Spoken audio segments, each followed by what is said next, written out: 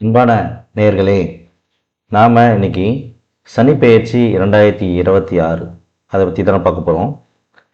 அதாவது வாக்கிய பஞ்சாங்கம் படி வர மார்ச் 6, 2026 காலை 8:24 மணி அந்த டைம் போல் பார்த்திங்கன்னா திருநள்ளாறில் சனி பெயர்ச்சி நடைபெற போகுது.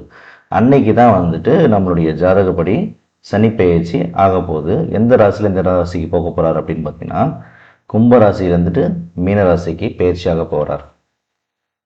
அதனால் யார் யாருக்கு நன்மை, யார் யாருக்கு ஜாக்கிரதையாக இருக்கணும், தீமையும் சொல்ல முடியாது, ஜாக்கிரதையாக இருக்கணும், கவனமாக இருக்கணும் அப்படின்னு தான் நம்ம இந்த வீடியோவில் பார்க்க போகிறோம். ஏற்கனவே இந்த சனி பெயர்ச்சி 2025 மார்ச் மாதத்துலேயே நடந்துச்சுன்னு சொன்னாங்க. அது திருக்கணித பஞ்சாங்கன்றது லேட்டஸ்ட்டாக வந்தது. பட் நம்மளுக்கு அந்த கோயிலில், திருநள்ளாறு கோயிலில் பெயர்ச்சி ஆகிறப்ப தான் நம்மளுக்கு முழுமையாக அவர் இடம்பெயர்வார். சரிங்களா? அப்படி பார்க்குறப்ப நம்மளுக்கு வர்ற மார்ச் 6, 2026 பயிற்சி ஆக போகிறாரு.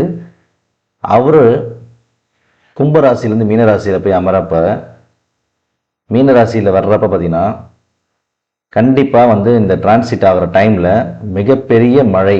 ஏன்னா மீனராசின்றது பார்த்திங்கன்னா ஒரு ஜலராசி, நீர் ராசி. அந்த நீர் ராசிக்கு சனி பகவான் வர்றப்பெல்லாம் மழை அதிகமாக பெஞ்சு வெள்ளம் அதனால் பல இழப்புகள் நேரிடும். பொதுவாக இது நியதி. நீங்கள் வேணால் செக் பண்ணி பாருங்கள். இந்த டிசம்பரில் மிகப்பெரிய அபாயம் இருக்கும் கண்டிப்பாக. அதே போல் இப்போ பயிற்சி ஆகிறதுனால யார் யாருக்கு நன்மை அப்படின்னு பார்த்தீங்கன்னா, சனி பகவான் மீன ராசியில் அமர்ந்துட்டு ரிஷப ராசியை பார்க்குறாரு. மூணாம் பார்வையா ரிஷப ராசியும், 7ஆம் பார்வையா கன்னி ராசியும், 10ஆம் பார்வையாக தனுசு ராசியும் பார்க்குறாரு.